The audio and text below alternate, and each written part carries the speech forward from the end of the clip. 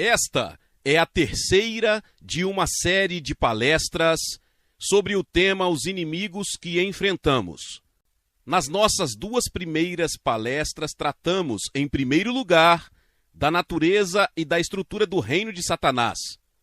Salientei que existem dois reinos espirituais opostos: o reino de Deus e o reino de Satanás, ambos espirituais e ambos, neste momento, invisíveis ao olho natural, mas extremamente reais. E tentamos traçar a origem do reino de Satanás até um arcanjo originalmente chamado Lúcifer, que liderou um grupo de anjos em rebelião contra Deus e estabeleceu um reino rival numa região que é chamada no Novo Testamento de celestiais.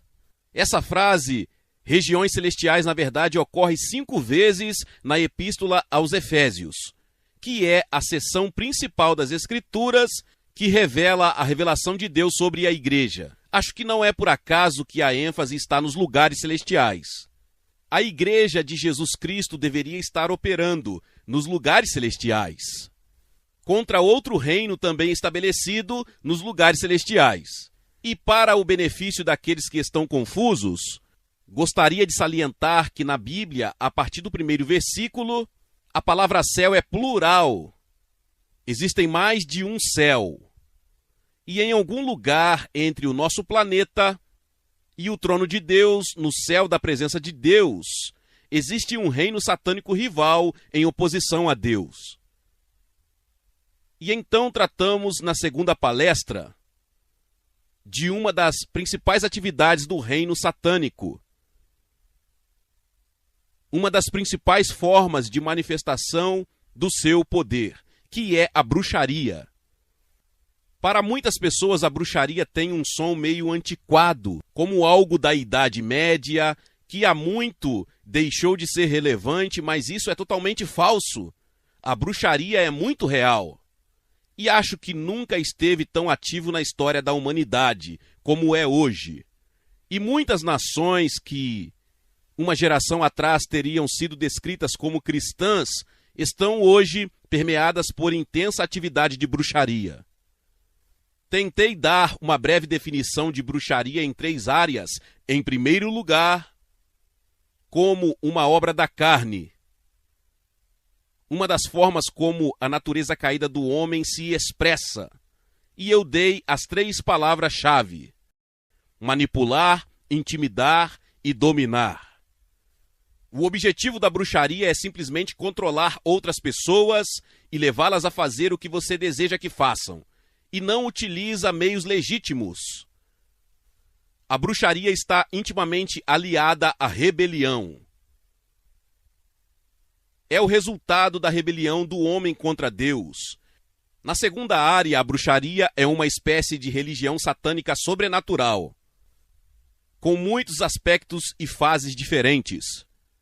O sacerdote da bruxaria na maioria dos países é chamado de feiticeiro. E não é possível encontrar uma única área da superfície da terra onde as pessoas não tenham praticado bruxaria, principalmente desde tempos imemoriais. E em muitas áreas do mundo ainda é a atividade espiritual predominante. E em terceiro lugar, tratamos da bruxaria na igreja, que é um dos golpes de mestre de Satanás. Paulo escreveu aos cristãos da Galácia e disse: Gálatas insensatos, quem vos enfeitiçou? E vimos que a evidência de que estavam enfeitiçados consistia no fato de que a obra de Cristo na cruz teria sido obscurecida, e com isso eles foram privados de todos os benefícios que Jesus havia obtido para eles. E esta obra de bruxaria expressou-se na igreja em 2 coisas principais: carnalidade, confiar na carne e não no espírito, e uma consequência da carnalidade é o legalismo. E eu sugiro a você, e não acredito que esteja exagerando, que muito possivelmente a maior parte da igreja cristã professa, responde a essa descrição. Afastou-se da graça e do poder sobrenatural do Espírito Santo, recorre agora a métodos humanos, a esforços humanos, e está, de certo modo, ligado a todos os tipos de sistemas legalistas. Já disse às pessoas em alguns lugares que o cristianismo não é um conjunto de regras. E por vezes as pessoas olharam para mim com espanto. Acho que eles poderiam ter aceitado a afirmação com mais facilidade se eu tivesse dito: Deus não existe. Bem, esta noite iremos para a próxima operação principal do reino de Satanás, da oposição de Satanás a Deus e à Igreja de Jesus Cristo. E vamos lidar com algo que intitulei o espírito do anticristo. Precisamos nos voltar em primeiro lugar para a passagem de 1 João, onde isso é descrito principalmente. 1 João capítulo 2, versículo 18. Filhinhos, é a última hora. E como vocês ouviram que o anticristo está vindo, agora mesmo vieram muitos anticristos, pelos quais sabemos que é a última hora. Observe que o advento e a operação do espírito do anticristo se intensificarão à medida que nos aproximamos do fim dos tempos.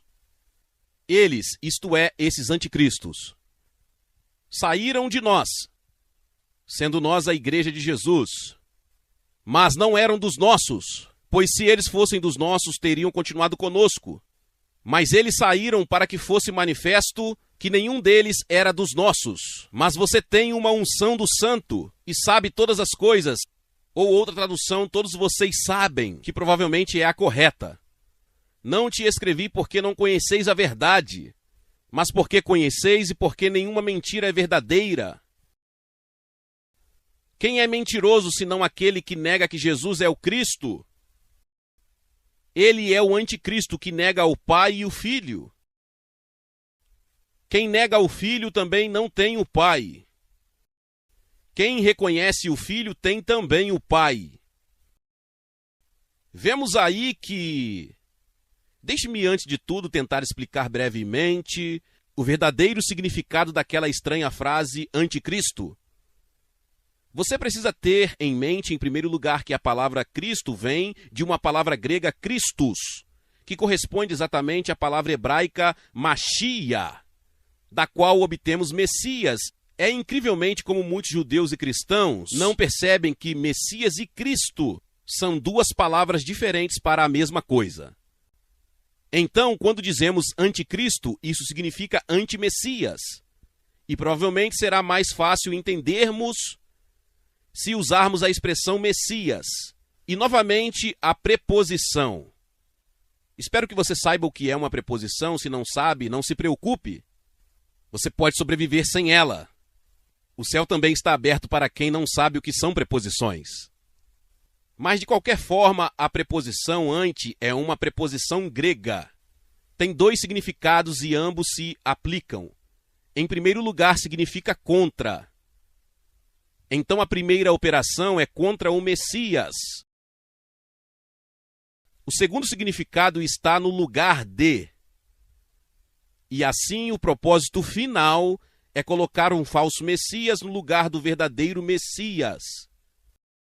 Portanto, esta força opera, antes de tudo, excluindo o Messias. E segundo, substituindo-o por um falso Messias. Portanto, a operação total ocorre em duas fases. E quando você começa a reconhecer isso, acho que verá que o espírito do anticristo está extremamente ativo em quase toda a igreja professa.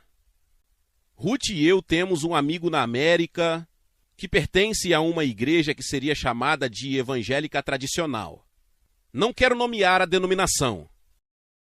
E eles me disseram um dia, na nossa igreja você pode falar sobre Buda, você pode falar sobre Sócrates, você pode falar sobre Platão, você pode falar sobre Martin Luther King, ninguém fica chateado. Mas se você falar sobre Jesus, todo mundo fica chateado. E o que é isso? É o espírito do anticristo. Está na primeira fase de se livrar do verdadeiro Messias. Mas todos nós precisamos ter em mente que esse não é o fim do propósito de Satanás. Seu propósito é substituir o verdadeiro Messias por um falso Messias. Então é com isso que estamos lidando. Torna-se óbvio, quando você vê isso, que esta operação específica de Satanás só é aplicável onde Jesus foi pregado. Você não pode rejeitar Jesus se nunca ouviu falar de Jesus. Então a bruxaria é diferente. A feitiçaria pertence a toda a raça humana decaída. Na verdade, é, como eu disse, a religião universal da raça caída, com muitas manifestações, formas e cerimônias diferentes. Mas o anticristo só pode ser manifestado onde Cristo foi pregado pela primeira vez. Na tentação de Jesus no deserto, no início do seu ministério, está registrado no Evangelho de Mateus que ele disse a Satanás: "Afaste-se de mim", que é a maneira normal de traduzir isso. Mas é perfeitamente possível traduzir isso: "Siga atrás de mim". E acredito que seja uma realidade espiritual, que onde quer que Jesus e o Evangelho sejam proclamados, Deus permitirá que a afirmação oposta se siga. Na verdade, a humanidade será forçada a escolher entre o verdadeiro Messias e o falso. Faz parte da maneira de Deus lidar conosco, que ele não exclua as falsas opções. E é nossa responsabilidade fazer a escolha certa. Acho que isso é extremamente relevante para a nossa geração. Acredito que esta geração, de uma forma ou de outra, terá que tomar uma decisão: verdadeiro Messias ou falso Messias. E o espírito do anticristo é extremamente ativo, muito mais do que a maioria de vocês imagina, pressionando-nos a tomar a decisão errada. Agora, nesta passagem que lemos em 1 João capítulo 2, talvez devêssemos ler 1 João capítulo 4, apenas 2 versículos também, versículos 2 e 3. 1 João capítulo 4. Nisto conheceis o Espírito de Deus. Todo o espírito que confessa que Jesus, o Messias, veio em carne é de Deus. E todo o espírito que não confessa que Jesus, o Messias, veio em carne não é de Deus. Agora, alguns de vocês que têm traduções alternativas terão uma versão mais curta. Todo o espírito que não confessa Jesus, o Messias. O significado é o mesmo. E este é o espírito do anticristo, que vocês ouviram que estava vindo e agora já está no mundo. Se olharmos as duas passagens juntas, veremos 3 formas de anticristo. Em primeiro lugar, existem muitos anticristos.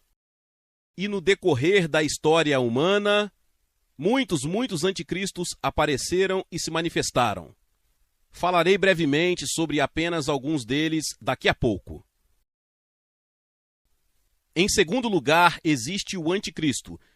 Não muitos, mas apenas um específico. Essa, creio eu, é a manifestação final, o produto final do espírito do anticristo, que ainda não foi, até onde sei, revelado na história humana. Costumo dizer às pessoas, acho que a sombra dele já caiu no palco, mas não vimos a pessoa real. Mas no final desta era, as Escrituras deixam claro, haverá um governante final, extremamente maligno e extremamente poderoso, que dominará toda a raça humana por um breve período, que será o anticristo. A terceira forma é o espírito do anticristo. O espírito do anticristo é o espírito que opera através de cada anticristo. E João nos deu certas marcas do espírito do anticristo, que são muito importantes. Primeiro de tudo, começa na associação com o povo de Deus. Pois João diz na primeira epístola de João, capítulo 2, versículo 19: eles, os anticristos, saíram de nós, mas não eram dos nossos. Pois, se eles fossem dos nossos, teriam continuado conosco. Mas eles saíram para que se manifestasse que nenhum deles era dos nossos. Portanto, o anticristo sempre começa, de alguma forma, em associação com o povo de Deus, mas realmente não pertence a esse lugar, e no devido tempo, isso será manifestado. Esta é uma marca do espírito do anticristo. A segunda é que nega que Jesus seja o Messias. 1 João 2:22. Quem é o mentiroso senão aquele que nega que Jesus é o Messias? Ele é o anticristo. E então João continua com a terceira marca. Ele é o anticristo que nega o Pai e o Filho. Isso é muito importante. O anticristo não nega a existência de Deus.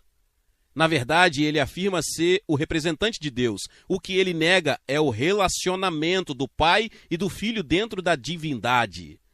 E onde quer que você encontre a negação disso, provavelmente estará enfrentando o espírito do anticristo. E a quarta marca do anticristo, que é dada em 1 João capítulo 4, é que ele nega que o Messias veio.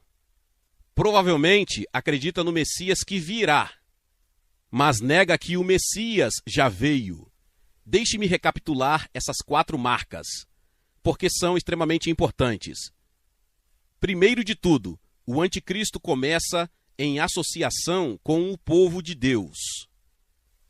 Em segundo lugar, nega que Jesus seja o Messias. Obviamente, isso não pode ser paganismo, porque o paganismo nem ouviu falar de Jesus, entende? Só pode acontecer onde Jesus foi proclamado. Terceiro, nega o relacionamento pai-filho dentro da divindade. Não nega necessariamente a Deus, mas nega um Deus que é revelado como Pai e Filho. E 4, nega que o Messias veio, mas muito provavelmente ensina que o Messias virá. Agora, vamos pegar alguns exemplos históricos e devo confessar que o que eu vou dizer é um tanto controverso. O problema com a verdade é que ela pode ser controversa. Certamente não tenho nenhum desejo de ofender ninguém e não tenho nenhum desejo particular de atacar outras religiões. O que eu quero fazer é apresentar a verdade. Mas a primeira e mais persistente e duradoura manifestação do espírito do anticristo está no judaísmo. Sempre pensamos que o cristianismo se ramificou do judaísmo. E é isso que o povo judeu basicamente lhe dirá. Deixe-me dizer, não sou judeu, embora minha esposa seja, e somos muito próximos do povo judeu. Cheguei à conclusão de que isso não é verdade. O que aconteceu é que o cristianismo, isto é, o ensino de Jesus e seus discípulos, não todo o cristianismo que se seguiu desde então, mas o ensino de Jesus e seus discípulos é a verdadeira continuação da religião do Antigo Testamento. E o judaísmo se ramificou a partir disso. Você vê? Isso é algo muito importante de se ver, especialmente no contato com o povo judeu, como frequentemente fazemos. Então essa é a primeira marca. Tudo começou em associação com o povo de Deus. Não sou especialista em judaísmo, mas se analisarmos os seus ensinamentos, muitos deles são uma recusa não reconhecida de acreditar em Jesus. Muito do que é ensinado é uma força que nega as reivindicações de Jesus. A segunda manifestação do cristianismo no judaísmo é obviamente muito simples. Nega que Jesus seja o Messias, mas acredita no Messias que há de vir. Terceiro, nega o relacionamento pai e filho dentro da divindade. Rejeita a afirmação de Jesus de ser o Filho de Deus. E não aceita que Deus tem um filho. E em quarto lugar, como eu disse, nega que o Messias tenha vindo. Curiosamente, só para atualizar, no verão passado, 1988, em Jerusalém, cartazes muito elegantes apareceram na cidade, em todas as principais ruas da cidade em hebraico, dizendo o seguinte: o Messias chegou! E se você quiser, encontre-o, vá ao Monte das Oliveiras num determinado domingo e ele estará lá. Lindamente impresso, não tenho ideia de quem os imprimiu. Eu sei que um jornalista foi lá para ver o que aconteceu, mas não encontrou o Messias. Mas isso é apenas para mostrar o quão real é esse problema. Se você falar com o povo judeu, com uma atitude simpática e usar o nome Messias, algo muda aos olhos deles, porque é uma palavra que tem um significado especial para o povo judeu. Agora quero lhe oferecer uma sugestão. Um pensamento que tenho e você tem toda a liberdade de discordar de mim. Quero abrir em Mateus capítulo 27 por um momento e ler apenas um versículo. Sugiro a você que neste versículo temos a primeira manifestação real e poderosa do espírito do anticristo. Mateus 27, versículo 21. Jesus foi levado perante o governador Pôncio Pilatos. Pilatos não consegue encontrar nada de errado com Jesus, mas os líderes religiosos judeus persistem em acusá-lo e incitam toda a multidão judaica a se voltar contra ele. E precisamos ter em mente que qualquer uma daquelas pessoas naquela multidão devem ter estado na mesma multidão que apenas uma semana antes o havia recebido em Jerusalém, colocado ramos de palmeira no caminho e dito: bendito aquele que vem no nome do Senhor, o que ilustra algo que não devemos ignorar, que a humanidade é extremamente inconsistente. Não demorou mais de uma semana para reverterem totalmente a sua atitude, mas não acredito que tenha sido apenas uma reação humana natural. Acredito que houve uma tremenda guerra espiritual acontecendo no reino invisível e, infelizmente, o espírito do anticristo prevaleceu. E isso é o que aconteceu. O governador Pôncio Pilatos trouxe Jesus para fora e disse: é seu privilégio que eu liberte um prisioneiro todos os anos neste período. Devo libertar Jesus ou libertar Barrabás? Barrabás era um agitador político, um assassino, um homem violento. Ele nunca fez bem a ninguém. Enquanto, por outro lado, Jesus nunca fez mal a ninguém. Ele curou milhares, abençoou milhares, alimentou milhares.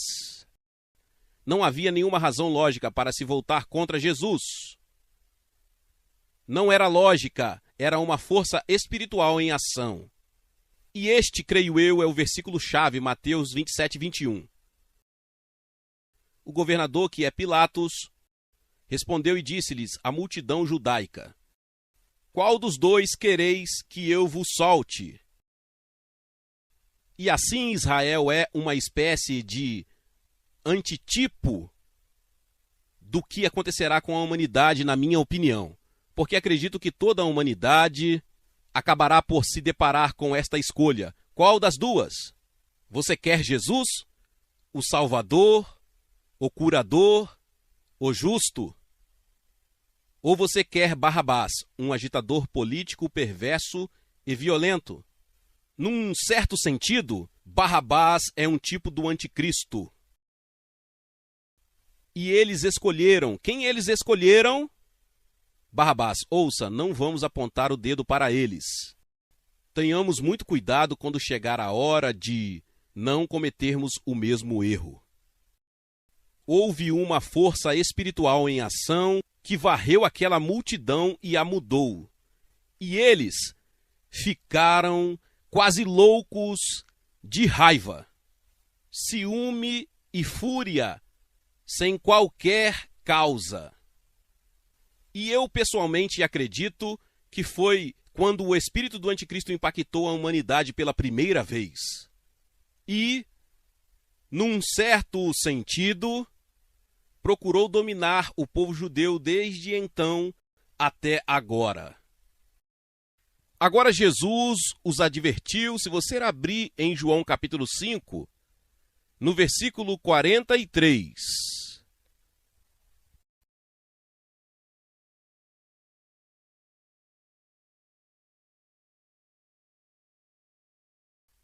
Eles estavam neste ponto contestando sua afirmação de ser o Messias e o Filho de Deus.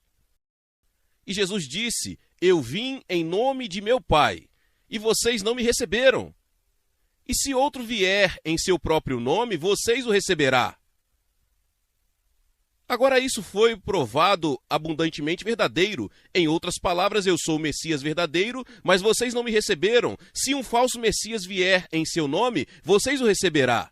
E a enciclopédia judaica registra aproximadamente 40 falsos Messias, que vieram desde então e foram recebidos pelo povo judeu. Para citar apenas um, dois ou três deles, o mais famoso provavelmente é Bar Kokhba, que liderou uma revolta contra Roma no ano de 138 d.C., creio eu. Depois houve Moisés de Creta, penso que no século V, que persuadiu as pessoas de que deveriam entrar no mar vindo de Creta e encontrariam o Messias, e milhares foram para o mar e morreram afogados. E então, no ano de 1666, que deveria ser o ano milagroso, Sabbatai Zvi afirmou ser o Messias e foi recebido com entusiasmo por multidões. Um dos falsos ensinamentos do judaísmo não é ensinado por todo o judaísmo, mas há um ensinamento no judaísmo, é que quem nos devolve o nosso templo é o Messias. Você sabe, tenho certeza de que a área do templo, o local sagrado de todo o povo judeu, ainda está ocupada por uma mesquita muçulmana e os judeus não estão sequer autorizados a ir para lá, embora na verdade controlem politicamente toda a área. E eu pessoalmente acredito que se surgisse uma personalidade política que pudesse de alguma forma intervir no Oriente Médio e obter para o povo judeu o direito de construir ali o seu templo, eles o aclamariam com entusiasmo como o Messias. E ele apelaria a toda a comunidade judaica em todo o mundo. E eu sugeria que isso não pode estar muito longe. Tudo bem, agora vamos dar uma olhada em outra manifestação principal do espírito do anticristo, e é extremamente importante para nós, como cristãos, estarmos bem informados neste momento. Isto é, o Islã, que é o nome da religião de Maomé. Islã significa perfeição, completude, realização. Maomé surgiu no século VII desta época na Península Arábica. Afirmava ser um profeta, afirmava ter recebido numa caverna de um arcanjo a revelação da religião que então se tornou o Islã. E ele afirmou que a sua religião, o Islã, era o verdadeiro cumprimento do Antigo e do Novo Testamento. Ele alegou que os cristãos e os evangelhos tinham pervertido a verdade real, mas ele, através do Islã, estava a restaurá-la. Esta é a afirmação básica de Maomé. E ele primeiro acreditou que, por rejeitar a idolatria e por rejeitar as reivindicações do cristianismo, o povo judeu o seguiria. Mas ele ficou desapontado, e quando eles não o seguiram, ele se voltou contra eles e se tornou um perseguidor deles. Agora vamos considerar os ensinamentos do Islã. Pessoalmente, esta é a minha opinião neste momento. Penso que o Islã é a força mais sinistra e poderosa que se opõe à verdade de Deus em ação no mundo. É uma tragédia que tantos cristãos no Ocidente tenham compreendido e subestimado totalmente o Islã. Se uma vez ganhar o poder, irá, em primeiro lugar, suprimir os judeus e, em segundo lugar, suprimir os cristãos. Nos países muçulmanos, ao longo dos séculos, os cristãos e os judeus receberam o título de obscuros, que significa pessoas de segunda classe. É mais adequado ao Islã ter alguns deles por perto, para mantê-los numa condição tão baixa e degradada que a superioridade do Islã seja manifestada para todos. Ruth e eu estávamos no Paquistão em 1985 pregando o evangelho lá. Uma das primeiras coisas que nos aconteceu foi que fomos levados para visitar a comunidade judaica, Sinto muito a comunidade cristã de Karachi. E ainda me lembro da terrível sensação de doença física, quando vi a miséria, a pobreza, a condição degradante. Eles tinham esgotos a céu aberto nas ruas.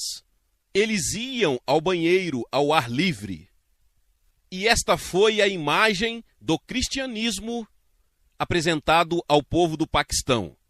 Isso combinava com eles, você entende? Não queriam eliminados totalmente, queriam apenas demonstrar a total superioridade dos muçulmanos sobre os cristãos. Por exemplo, os muçulmanos nunca limparão vasos sanitários.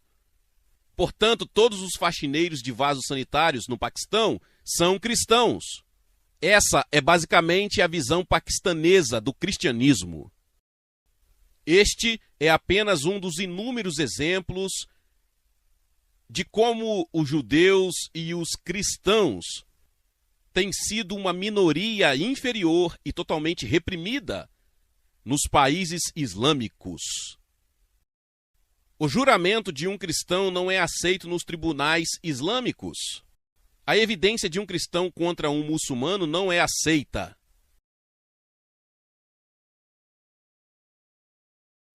É verdade que o Islã nunca foi culpado de nada tão terrível como o Holocausto. Mas tem um longo historial de 13 séculos de supressão e desprezo pelo cristianismo. É difícil para você que não está familiarizado perceber com que total desprezo eles veem os cristãos. Veja, as coisas que nós, através da herança e tradição cristã, consideramos excelentes, como a misericórdia e o perdão, para os muçulmanos são apenas fraquezas.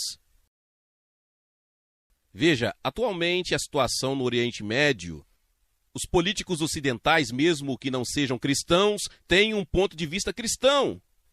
Eles têm uma formação, falam de misericórdia, de paz, de perdão. Para os muçulmanos isso é um disparate. No pensamento muçulmano, a vingança é um dever sagrado. Só quero trazer à tona o espírito totalmente diferente que existe, porque nem sempre é óbvio. Agora, como salientei, o Islã novamente tem as marcas, a maioria delas. Tudo começou em associação com o Antigo e o Novo Testamento. Afirmava ser o resultado dessa revelação de Deus, mas nega certos fundamentos básicos da fé cristã. Nega a morte expiatória de Jesus na cruz. Maomé ensinou que Jesus não morreu. Um anjo veio e o tirou da cruz antes de morrer. Porque não há morte, não há expiação, e porque não há expiação, não há perdão. E nenhum muçulmano tem a certeza de que os pecados serão perdoados a qualquer momento. Em segundo lugar, isto eles negam com intensidade fanática, que Jesus é o Filho de Deus. Você pode conversar com os muçulmanos sobre Jesus como profeta, e eles lhe darão atenção cuidadosa.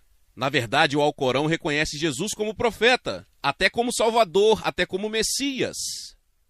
Mas quando você diz que ele é o Filho de Deus, você traz à tona a mais intensa e amarga oposição.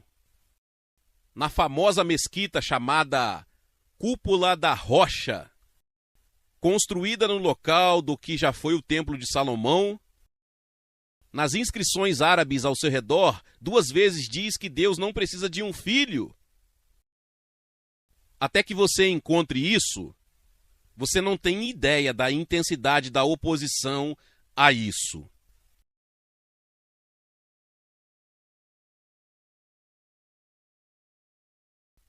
E então, como eu disse, nega o relacionamento pai e filho dentro da divindade.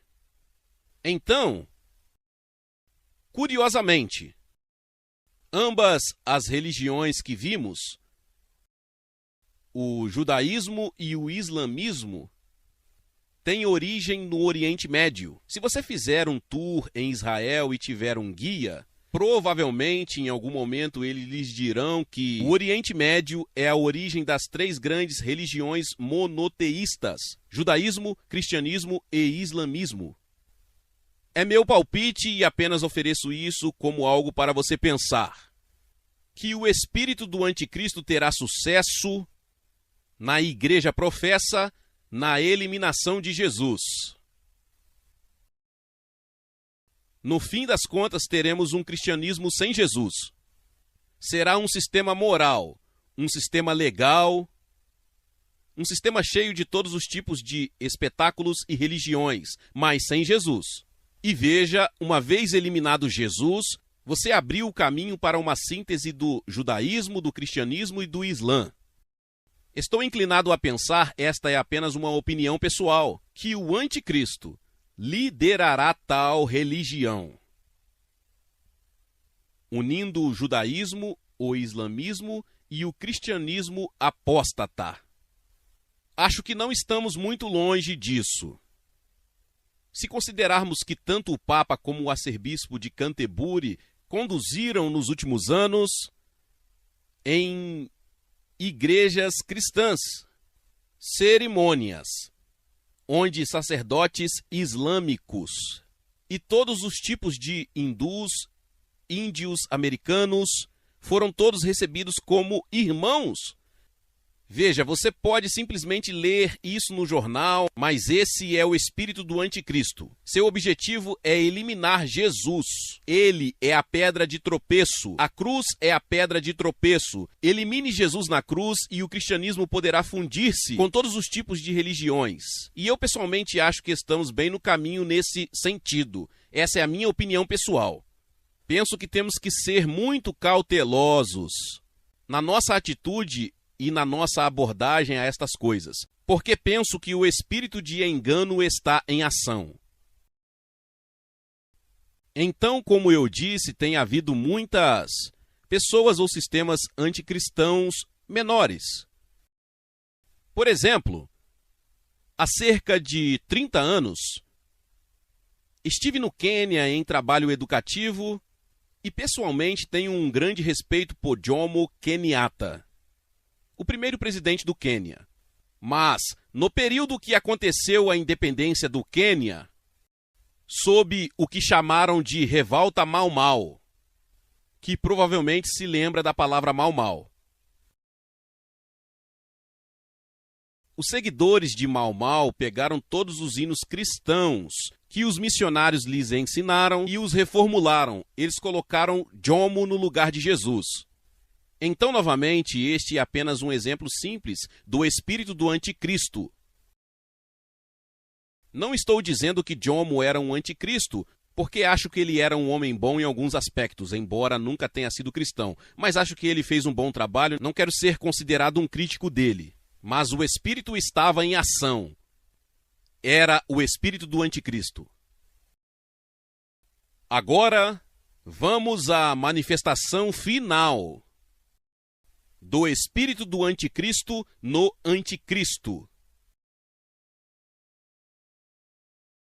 Agora estamos a lidar com algo que, tanto quanto sei, ainda é futuro.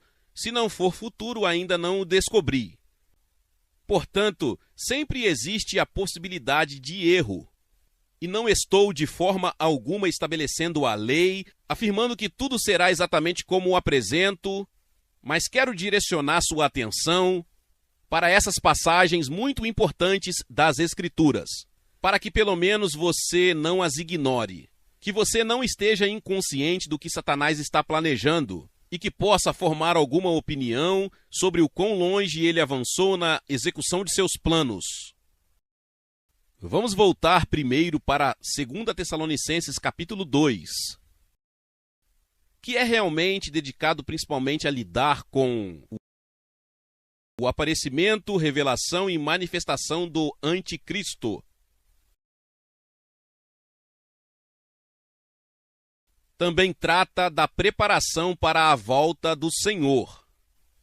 E é claro que eles estão intimamente interligados, porque o ato satânico final, antes do retorno do Senhor, será o anticristo. Na verdade, Paulo diz: o Senhor destruirá o anticristo com o esplendor da sua vinda. Pessoalmente, não tenho nenhum objetivo real de ser um herói. Estou preparado para deixar Jesus lidar pessoalmente com o anticristo. Acho que ele é o único que pode. Acho que o verdadeiro Cristo, o verdadeiro Messias, lidará com o falso quando ele vier. Acho que esse é um dos principais propósitos da sua vinda. É derrotar, derrubar e destruir o anticristo. De qualquer forma, se abrirmos em 2 Tessalonicenses capítulo 2, começando no versículo 1 e apenas lermos até o versículo 3. Agora, irmãos, a respeito da vinda do nosso Senhor Jesus Cristo, esse é o tema desta passagem. E a palavra vinda ali é a palavra parousia em grego, que normalmente é usada para a segunda vinda do Senhor Jesus. No que diz respeito à vinda de nosso Senhor Jesus Cristo e a nossa reunião com Ele, essa é a igreja que será arrebatada para encontrá-lo. Pedimos que você não fique tão abalado ou perturbado. Não se perturbe, não seja enganado. Seja por espírito, isto é, uma falsa profecia ou um falso mestre, ou por palavra, como alguma mensagem profética que circula, como a que circulou recentemente de que Jesus viria no dia 12 de setembro. Foi no dia 12 de setembro?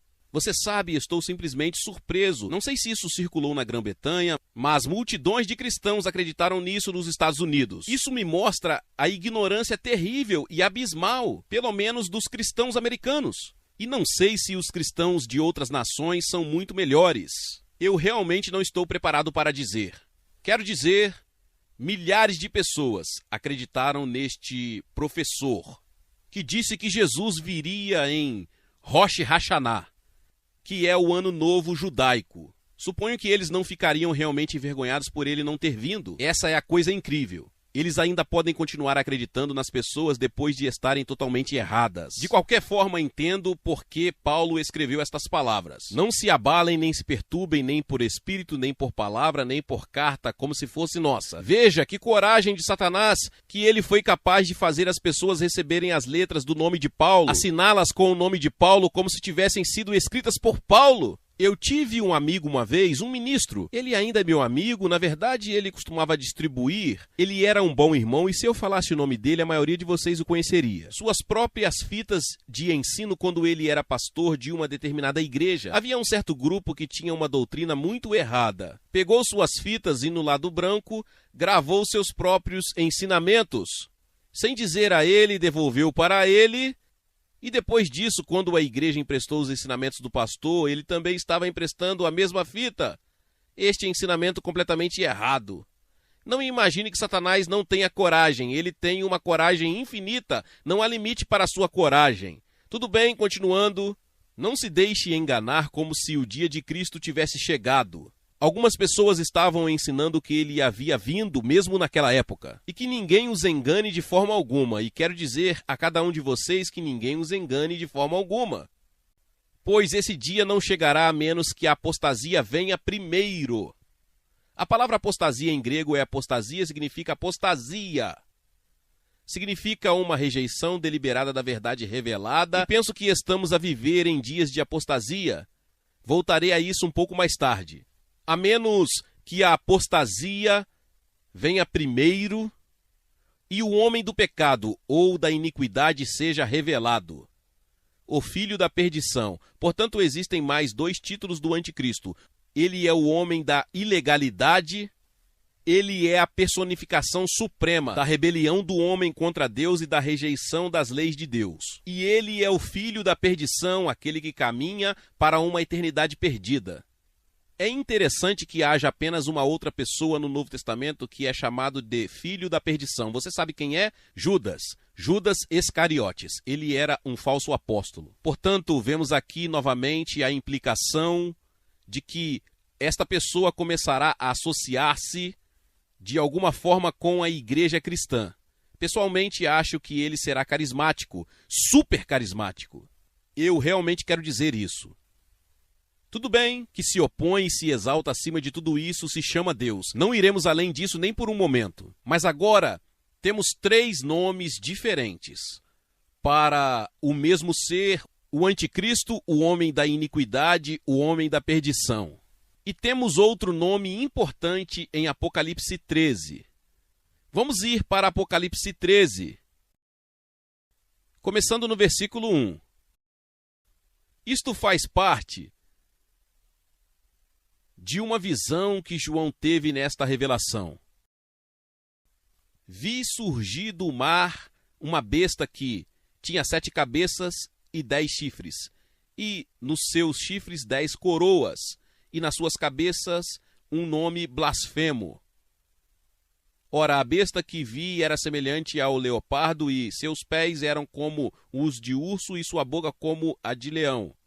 E o dragão deu-lhe o seu poder e o seu trono e grande autoridade. Quem é o dragão? Satanás, isso mesmo, é absolutamente claro. Então, aqui está uma pessoa que surgirá, a quem Satanás dará seu poder. Por que Satanás dará seu poder a essa pessoa? Porque isso permitirá que essa pessoa ganhe o domínio sobre toda a raça humana e persuadir ou forçar toda a raça humana a fazer a única coisa que Satanás mais deseja, e o que é adorá-lo. Ver, este é o seu objetivo. Ele tem trabalhado nisso com paciência e perseverança por muitos e muitos séculos e está muito próximo de alcançar seu objetivo neste momento. Continuando, vi uma de suas cabeças como se tivesse sido mortalmente ferida, e esta ferida mortal foi curada, e todo o mundo maravilhou-se e seguiu a besta. Há uma espécie de falsa ressurreição aqui. Não sei se esta pessoa será assassinada, ele aparentemente estará morto e retornará à vida. O que teria acontecido na América se John Kennedy voltasse à vida após seu assassinato? Não haveria muitas pessoas que não se vendessem a John Kennedy. Continuando, versículo 4.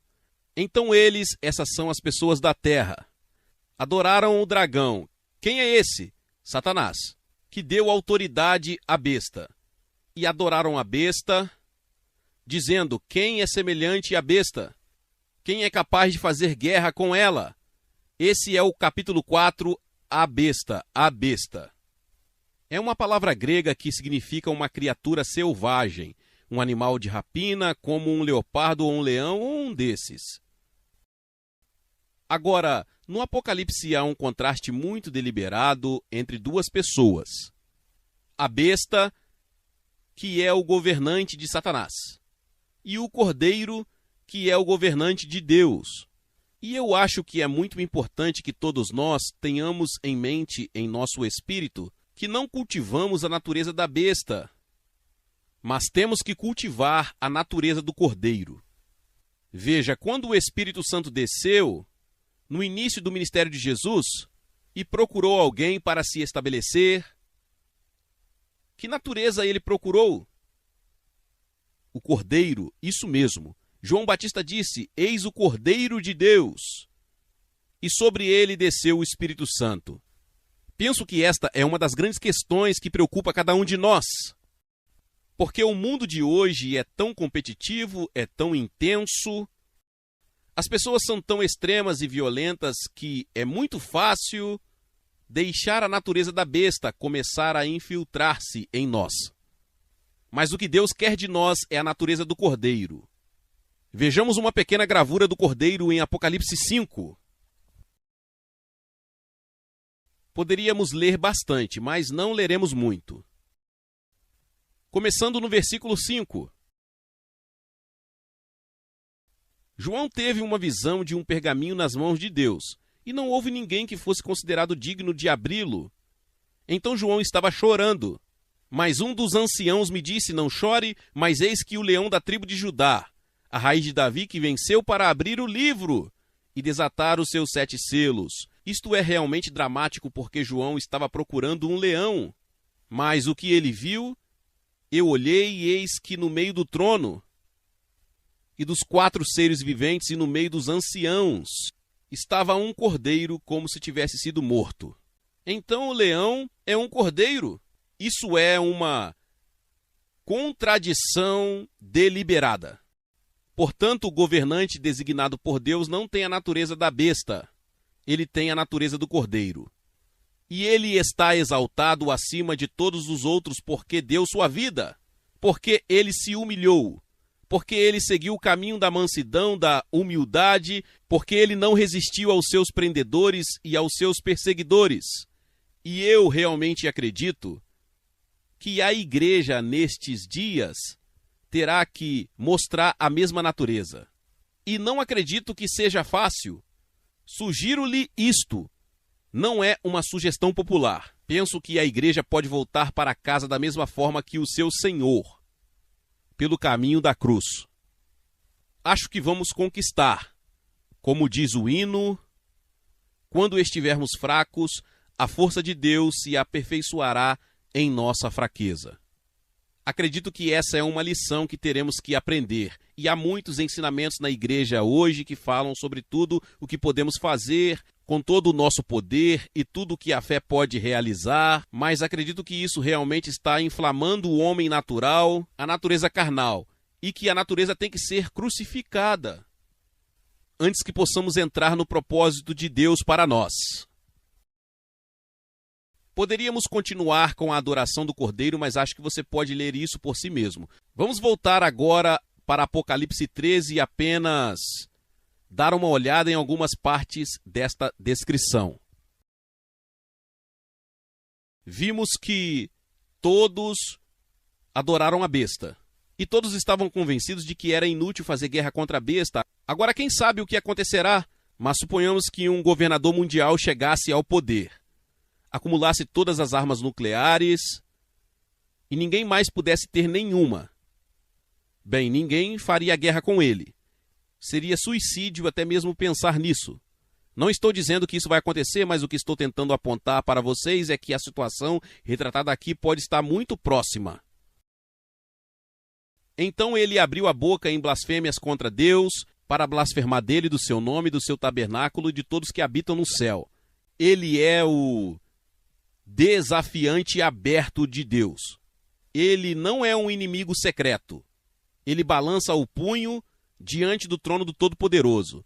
E novamente temos um tipo de atitude como essa que está muito próxima de nós hoje. E foi concedido a ele. Por quem? Presumo por Deus. Um pensamento assustador. Foi-lhe concedido fazer guerra aos santos. Quem são os santos? Suponho que somos nós. Espero que sejamos nós. E, no entanto, quando digo que espero que sejamos nós, é uma esperança meio ambígua, não é? Quero ser um santo, mas quero que a besta faça guerra comigo? Agora, você pode ter que escolher entre duas opções. Foi-lhe concedido fazer guerra aos santos e vencê-los. Veja, quero incutir em seu pensamento que o cristianismo não é uma vitória fácil. Na verdade, penso que, de certa forma, está incluída na nossa fé a vontade de sermos aparentemente vencidos, derrotados, mas não realmente derrotados. Veja, Jesus se importa muito pouco com a opinião deste mundo. Você já pensou sobre isso? Qual foi sua última aparição pública? Como um cadáver numa cruz. E ele nunca procurou corrigir essa aparência e nunca reapareceu, exceto para as pessoas que acreditam nele. Quanto nos importamos com a opinião do mundo? Nós nos importamos mais do que isso? Paulo disse, longe de mim me gloriar, a não ser na cruz de Jesus Cristo, pelo qual o mundo está crucificado para mim e eu para o mundo. Tudo bem, vamos um pouco mais longe, todos os que habitam na terra irão adorá-lo, cujos nomes não foram escritos no livro da vida e do Cordeiro que foi morto desde a fundação do mundo. Esta é uma afirmação dramática. Toda a raça humana irá adorá-lo, exceto aqueles a quem Deus escolheu para si mesmo, cujos nomes foram escritos no livro da vida do Cordeiro desde a fundação do mundo. Então vemos essa outra pessoa muito sinistra, que veremos brevemente aqui. A segunda besta, continuamos agora no versículo 11, então vi outra besta subindo da terra, e tinha 2 chifres como um cordeiro e falava como um dragão. Ele parecia ser um cordeiro, mas na verdade tinha a voz de um dragão. E eu acredito que esta é uma pessoa religiosa. De modo geral, ele é chamado de falso profeta. E acredito que a falsa religião se alinhará com o falso Messias. E eu sugiro a você que isso já está acontecendo. Por exemplo, na China, onde o movimento dos 3 auto-oficiais, atualmente sob a liderança do bispo Jing, alinhou-se totalmente com o governante comunista ateu e é o principal perseguidor dos verdadeiros cristãos. Penso que o mesmo aconteceu na Rússia soviética, onde o chefe da Igreja Ortodoxa Russa apoiou totalmente Stalin e está agora a ter dificuldades em decidir o que dizer sobre isso.